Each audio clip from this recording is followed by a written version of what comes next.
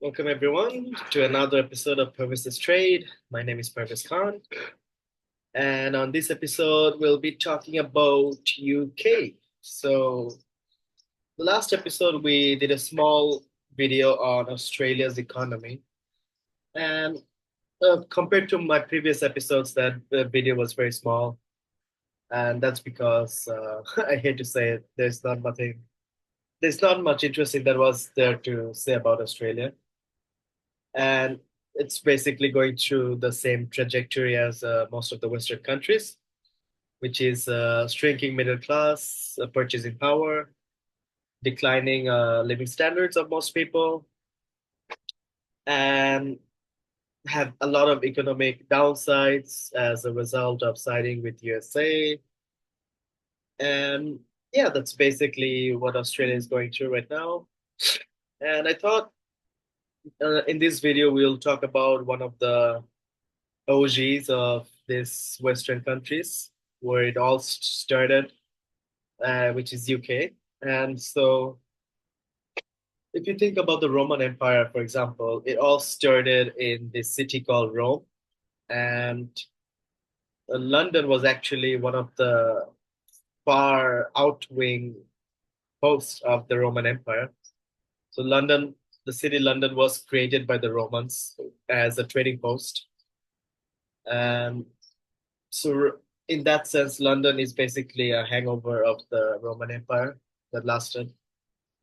And if you look at the current Western Empire, it all this entire story of the current Western Empire started in UK, started in London, started in the England, and so I think it's interesting to and very important to talk about the current states of UK and what the future looks like.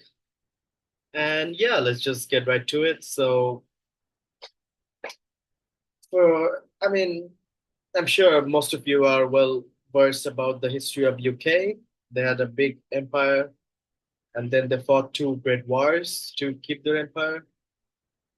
And yeah, after the Second World War, USA basically came out as the big winner, and they basically had all the debts to UK. They basically owned most of the debts that were given to UK to fund the Second World War, where UK military was basically doing most of the heavy lifting, and the debt was coming from US. USA was the one giving money to UK, loaning money.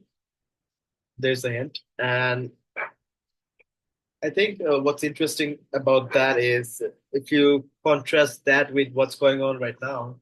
So in the Second World War, most UK was doing most of the military heavy lifting, but because they were in such financial disarray that they needed loans and they went to USA to get the money.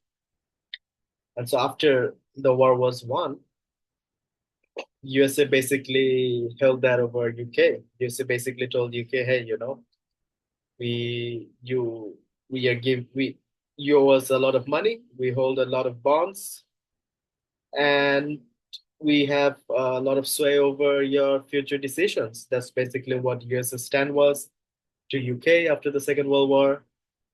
And so yeah, USA basically forced UK to break up their empire after the Second World War.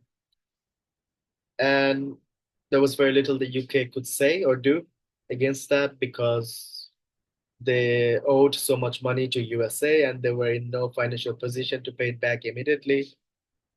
And yeah, USA came out from the Second World War as a military superpower as well. And on top of that, they gave all this money as loans, as credit to UK. And so UK was basically beholden to US interest and they had to follow whatever US said after the Second World War. And from then on, it's been on a very steady decline of UK. And I think if you contrast that with what's going on right now, China owning close to $1 trillion of US debt, and they're getting paid interest on that debt. So if you think about it, China is rebuilding its military using the interest that it gets from holding all of US's debt, which is interesting if you think about it. Because China, by buying all $1 trillion worth of USA bond, China was basically funding US's military to some extent in the last 2 decades. And now the interest payments from those debts are being used by China to fund their own military. So yeah, it's a interesting turn of tables, and history doesn't repeat, but it clearly rhymes, and yeah, you're seeing a lot of that today.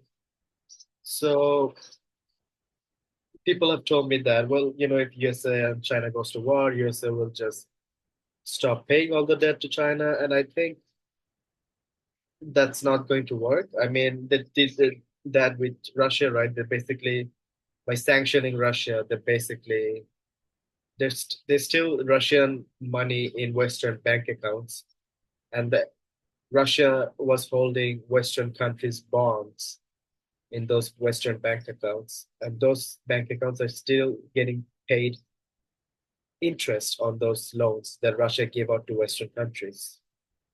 And once Trump comes into power and he unfreezes those sanctions, then Russia can move back all this money back to Russia. Will Russia continue holding Western bank accounts? I don't think so.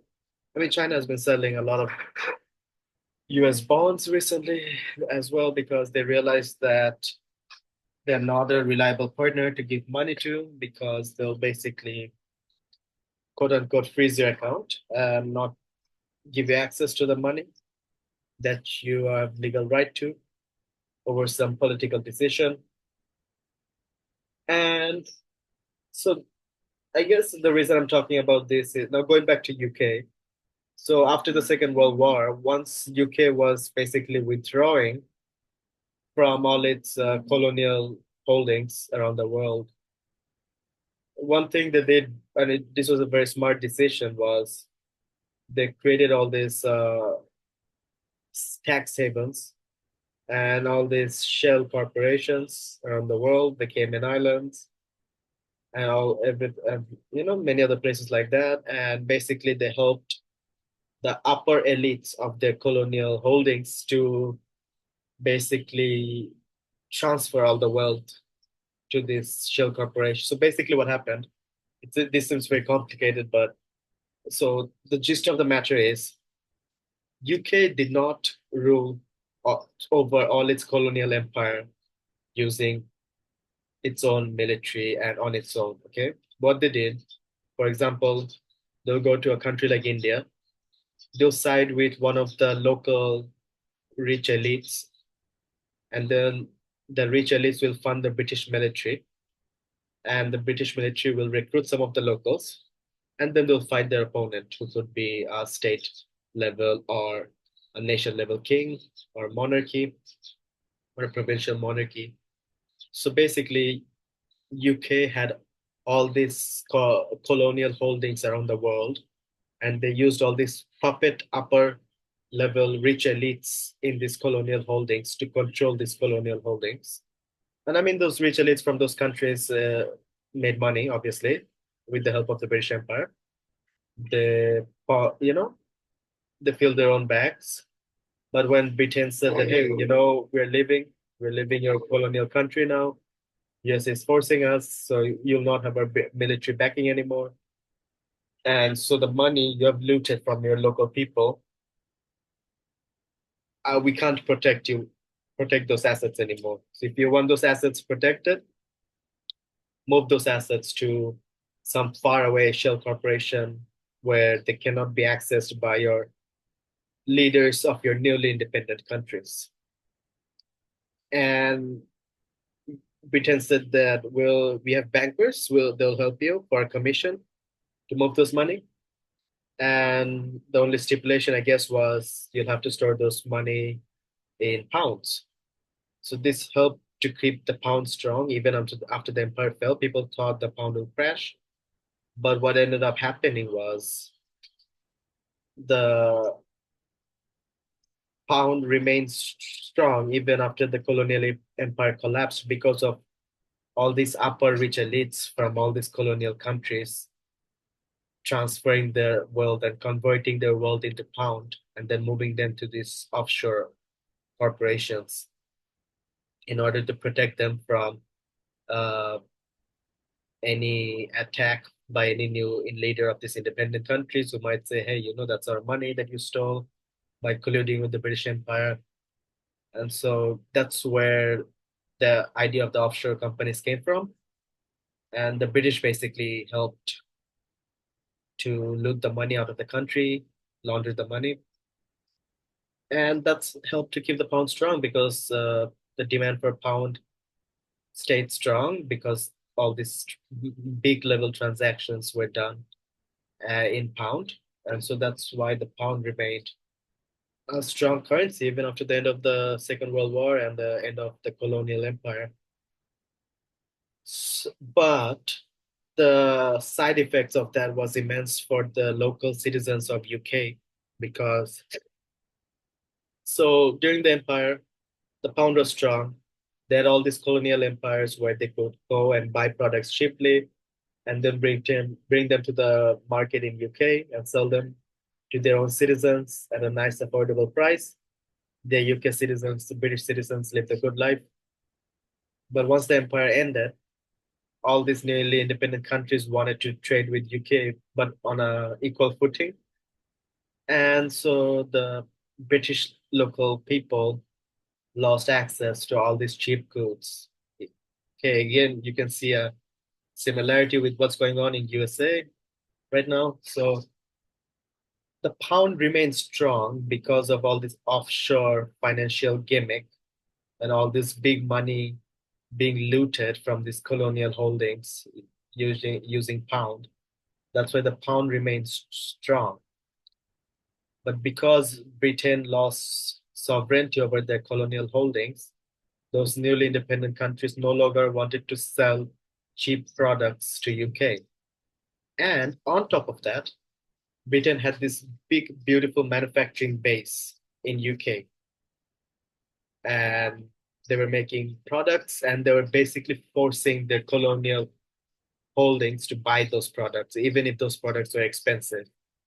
Right. So if you had a clothing company in UK, a textile factory, even if that factory was producing textiles at a more expensive cost than a textile factory, let's say in India, you're basically by regulations and by sheer will of force during the British Empire, that textile company in UK was the only one that was allowed to sell to the Indians. The local Indian textile company was basically forced into bankruptcy or destroyed by the British colonial leaders. But that gimmick uh, went out the window the moment the British Empire left. And so not only did the imports of Britain, of UK, became more expensive after they left the colonial holdings, also the export market crashed.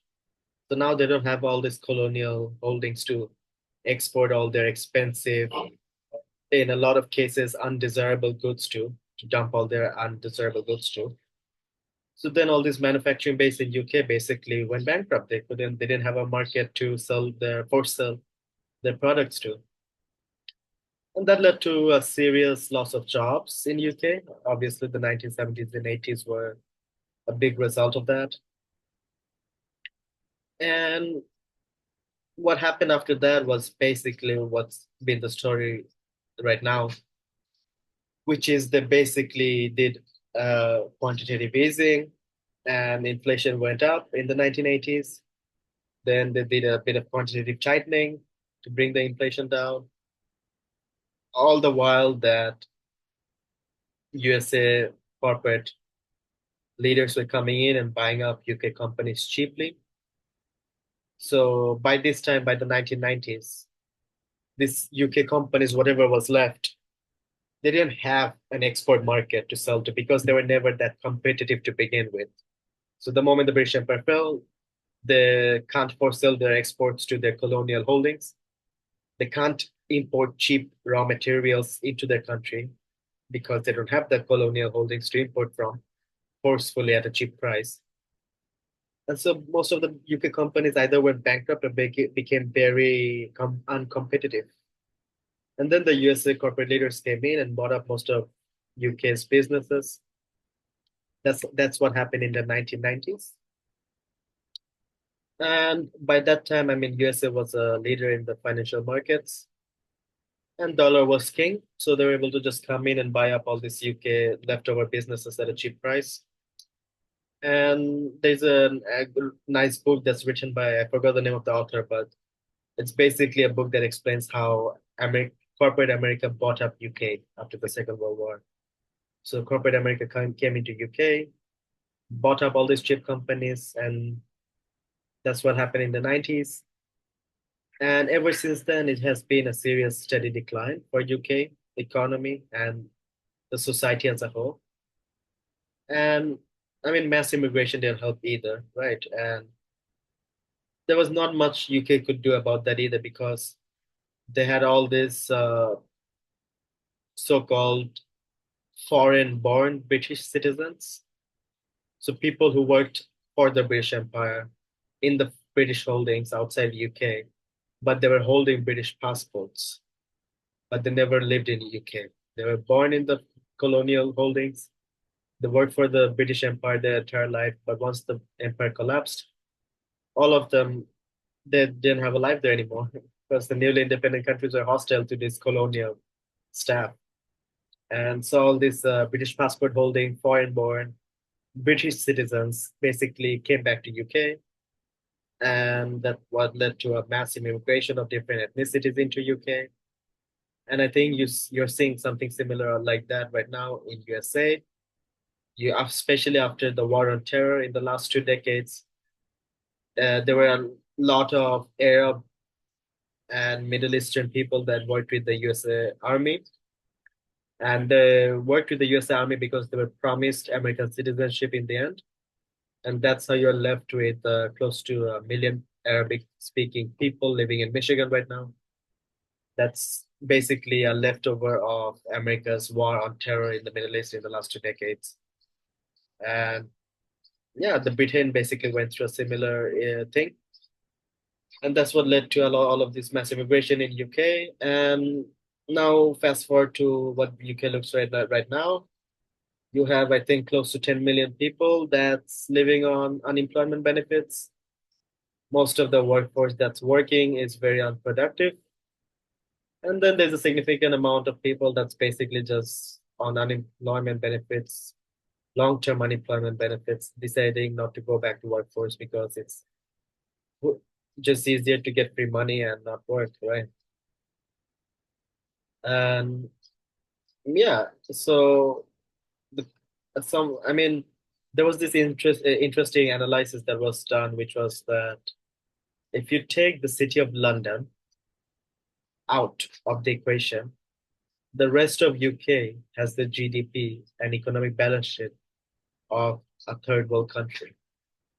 It's only the city of London, all these big banking institution, all these insurance companies, basically leftovers of the British Empire that are still making money. And base the rest of the country is basically having an economy that's very similar to a third world country in terms of GDP per capita, the productivity of the citizens, and all that.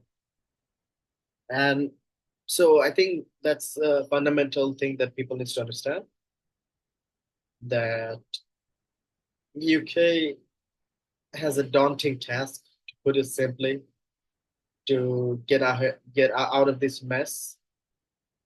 And the problems are manifold, really. I mean, you have the monarchy in UK, which is completely disconnected from the ordinary people. They have good connections with the people in the city of London. The city of London has its own rules. It's basically a separate entity from the rest of UK. And the rest of UK basically live like peasants. And the recent war between Russia and Ukraine jacked up the energy prices in UK. And on top of that, UK has the liberalized power market, electricity market.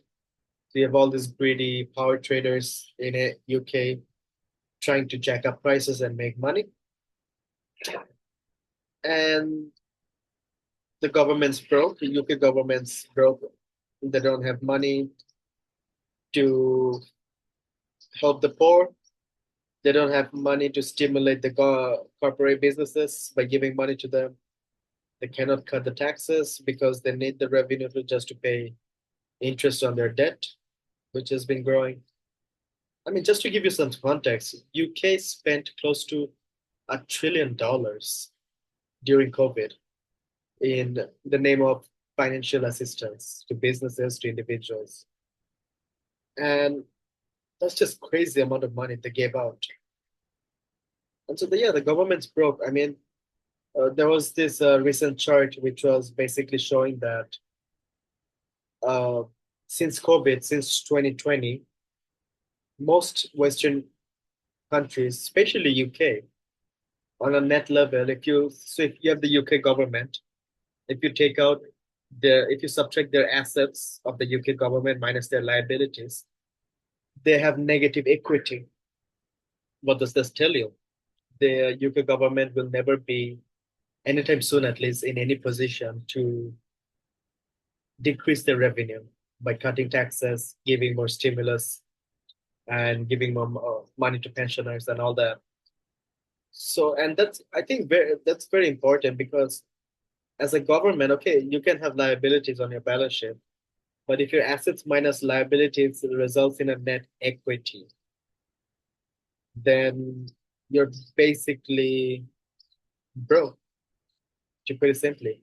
The company was has more debt than the assets under its management. Would anyone be willing to give more money to that company? No. Maybe some loan sharks would at a high interest rate.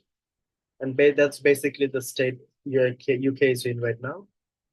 They need to borrow more money just to pay off the existing debt. They are in net negative equity on their balance sheet, UK government. And so any new money they're borrowing to pay off existing debt, that's coming at a high interest rate. And I think the UK government will not be able to lower its interest rate anytime soon without causing a runaway inflation. And I think this is it. I think if this time the UK government decreases its interest rate and then inflation picks up rapidly, I think that's pretty much the nail in the coffin because the households are at record level of debt, the companies have record level of debt, the government has record level of debt. It's basically barely being able to pay the interest on their debt. On top of that, inflation is basically a new form of tax on the people. And on top of that, if they now decrease the interest rate and the inflation picks up, uh, then that's it because they'll have to ramp up the interest rate again. And I just don't think the UK household, their corporations, their businesses have the capacity to absorb any interest rate hike anytime soon. Okay, at least in the next few years, if there's another interest rate hike, I think that'll be the nail in the coffin. That will lead to a lot of households declaring bankruptcy, a lot of companies declaring bankruptcy. And so now you might ask yourself, who does that benefit?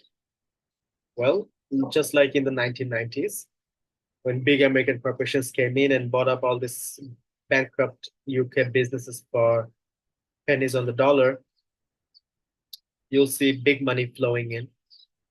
This time, probably also from China and Middle East. And they'll basically be whatever UK assets are remaining of the households, of the corporations, of the government. Those will be basically bought up on pennies on the dollar by these foreign entities with cash. And at that point, are you really a country anymore? I mean, yes, you have British people, you have a British passport, but most of your assets are owned by foreign companies. And, if you control the finances of a country, you basically control the country. And at that point, what's the point in going to elections and electing a leader? I mean, a leader can only do so much policy change. The real people who makes the decisions will be the people who own your assets, who own your debt. And I think that's what's happening with UK right now. And I mean, the monarchy, they might just move to another country. They don't really care too much. Let's just be honest about that. But what does that mean for local British people? Well, they'll live in a, the living standards will decline. The middle class is already wrecked in UK, and it's gonna decline even further. And so, yeah, you're living in a society, you're left with a society that's basically owned by a class of people that doesn't even live in your country. Right. And so who will you complain to? You can complain to your government, but they don't own those assets. They don't even own the government assets. I mean, the government's broke. So I think the future doesn't look that well for UK.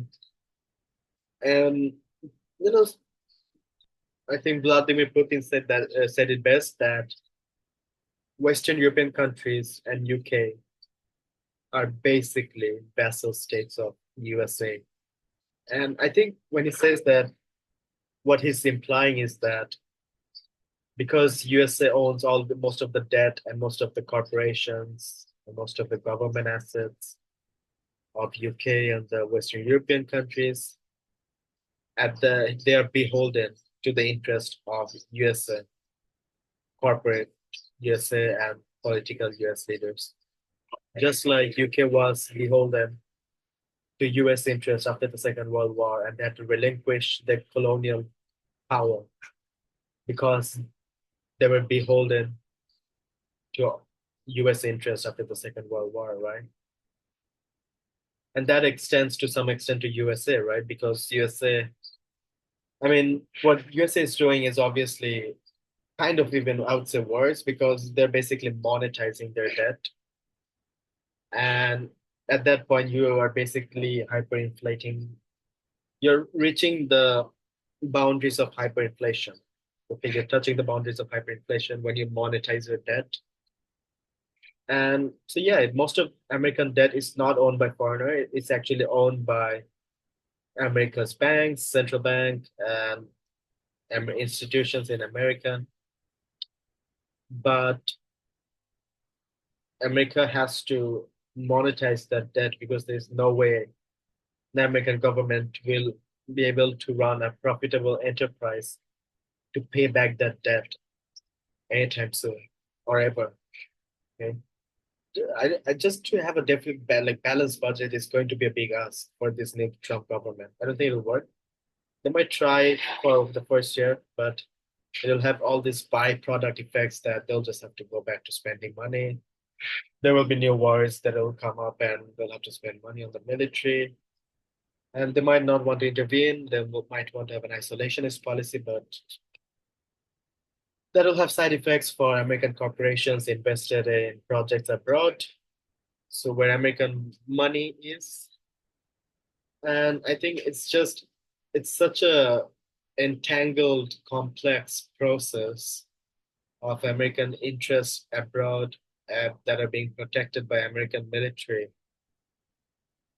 When the entire thing comes crashing down, and American government basically decides not to fund the military to back up their corporates abroad, then you're basically left with a situation where China comes in and gains serious dominance overnight, just like USA did during the Second World War.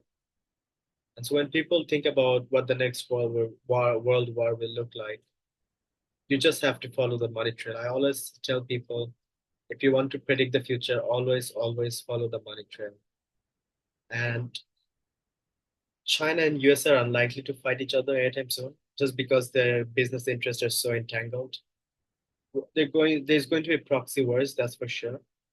And I see USA having a bigger battle to fight with Russia rather than China. I think Russia, and regardless of whether Trump comes to power or not, I think Russia and US will meet each other on the battlefield soon. And I think, contrary to popular beliefs, I think China will fund America's war. I think China will just buy more government debt of USA to fund that war, just like America funded UK's war in the Second World War. And the idea behind that is to bankrupt USA to the point where even if they win the war against Russia, it's basically that old phrase, you kill two birds with one stone. So if Russia and USA fights, and let's say Russia loses that war, which is likely to happen, but in the process, China can give serious amount of loan to USA, and USA piles up all this debt from China. And at that point, China swoops in the last moment and deals the final blow to Russia. Then China is getting rid of a dominant northern power on its neighbor, on its border with Russia, right? They're basically making Russia a weak country for a long period of time, which benefits China. You don't want to have a dominant power as your neighbor. And they're racking up huge piles of debt to USA.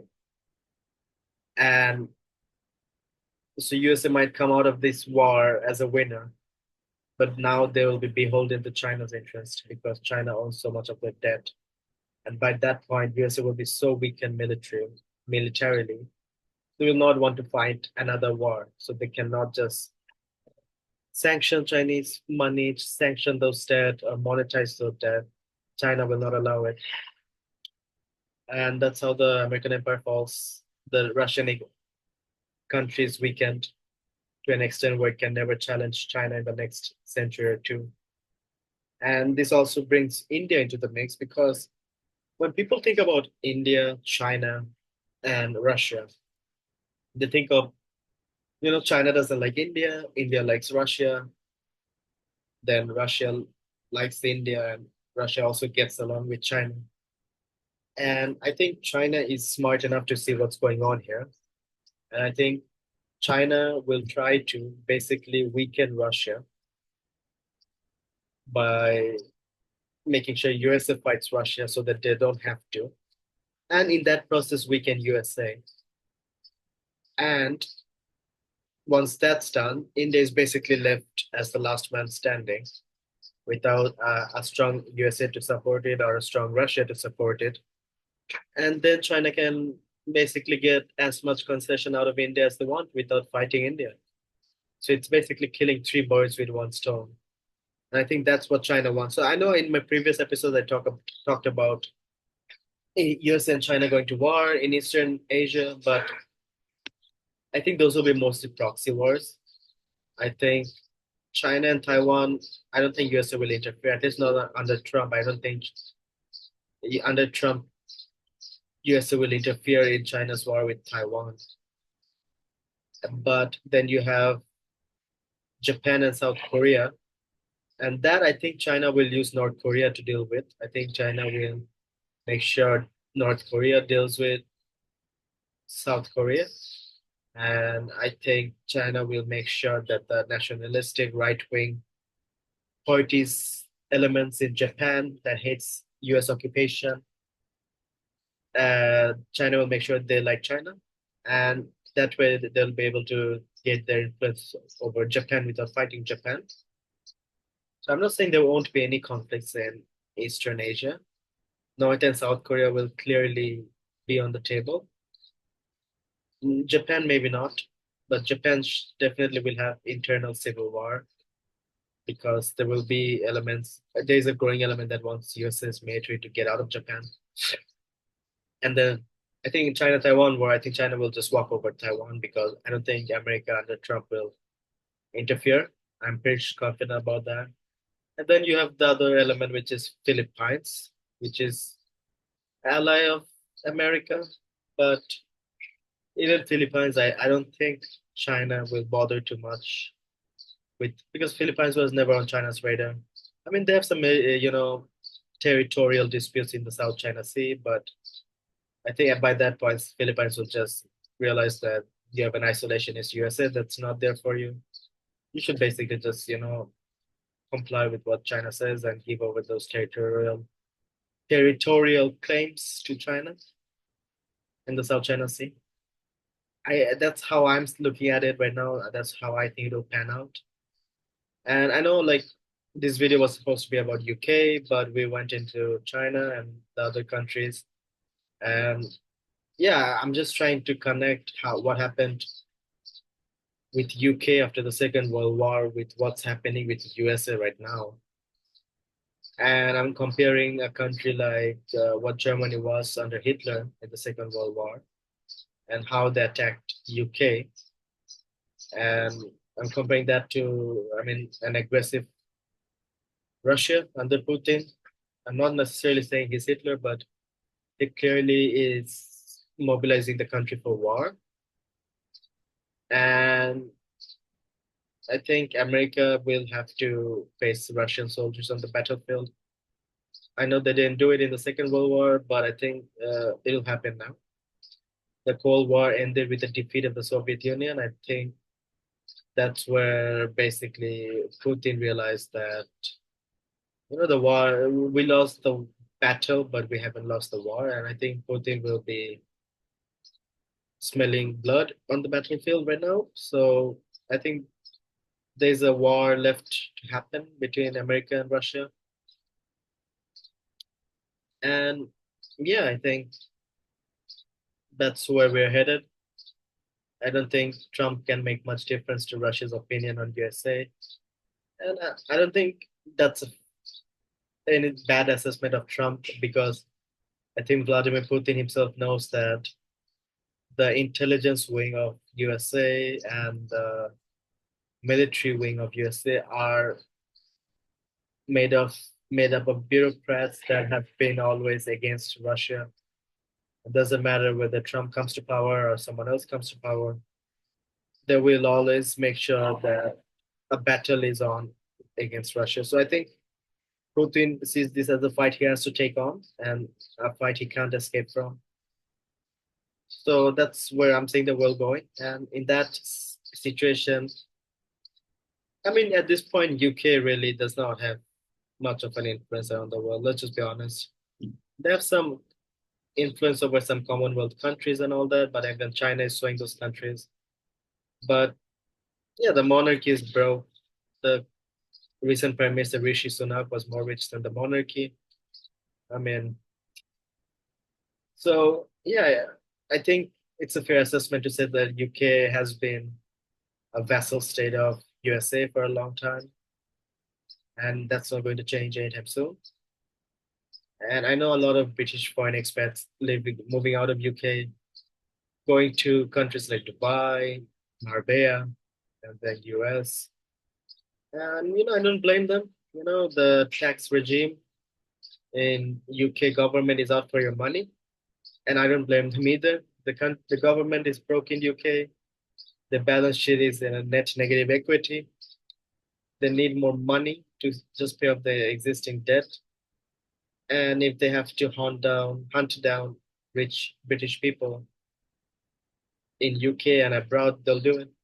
I mean, yeah, when you need money and you're desperate to pay back your loans, then yeah, you'll do anything. You'll go after the rich citizens of your country. And so I think that's what's happening right now. And it's a pity because, UK at its peak was one of the great countries. And it's a shame to see what's happening to UK right now. And it's a shame to see that USA is heading down the same path. They're fighting all these wars around the world. And the amount of money it's costing for America to maintain this military machine around the world, they're not getting any value near that amount in revenue by fighting all these wars. I mean, yeah, BlackRock signed some treaties to get some Ukrainian land, but even I don't think that will happen. Yeah, right. Vladimir is not going to let it happen. Putin is not going to let it happen. So, yeah, they're losing serious money, and as and the byproduct consequence that I talked about, which is that all these refugees from these war-torn countries, America is they're kind of forced to welcome them in because hey, we're fighting this war, proxy war. If we don't let these refugees in, that just makes us look bad. I mean, that's how you end up with a million Arab-speaking people in Michigan. Um, yeah, it's a very interesting turn of table. So it's a sad reality, and I guess the prediction of, I mean, what will happen? What's the future of the pound, right? The pound has been around since the 8th century, I believe. So yeah, the pound was first created during the 8th century. It's been a long time. And so, what does the future of the pound look like? I mean, they used a very nice financial gimmick after the Second World War to keep the pound's value, right? By looting from the colonial holdings, and that worked temporarily. But what do they do now? They have all this debt coming. They don't have enough revenue. They've already taken as much money as they could from the ordinary people. Now they're going after the rich in UK. But what do the government does after that? What do the government do after that? They basically have to monetize their debt, and that means devaluing the pound. And so unless they get money somewhere else, and where else will they get money? So yeah, I think devaluation of the pound is coming. And I talked about this in my previous one of my previous videos regarding forex exchange. And yeah, I talked about how the Canadian dollar, the loonie, is going to devalue rapidly in the next few months. And I think the pound is not that far off either. I think the pound will come after the loonie. I think the pound and the euro will compete on who can devalue faster. I think that'll happen after the loonie crashes in the next few months. So yeah, I don't see anything good coming out of it. And yeah, if you guys disagree with something I said in this video, feel free to comment. I'm always open to new ideas. Yeah, so that's it from today. And for the next video, I'm thinking about delving into the global energy market. So talking about the global oil, gas, power in the different zones around the world, And yeah, I think you guys have an idea of what I'm going to talk about, but I'm pretty confident there will be topics that I'll cover in the next episode that you guys haven't heard about before. And it'll be six series, 6-part series. So I will talk about global energy and we'll divide the entire series into 6 parts. And so it'll be first North America, then Europe, then Middle East, then Asia, and then Africa, and then the rest of the world, South America, and the other countries. So yeah, it'll be 6 series, interesting video, interesting topics will be covered. But yeah, other than that, a peace for now.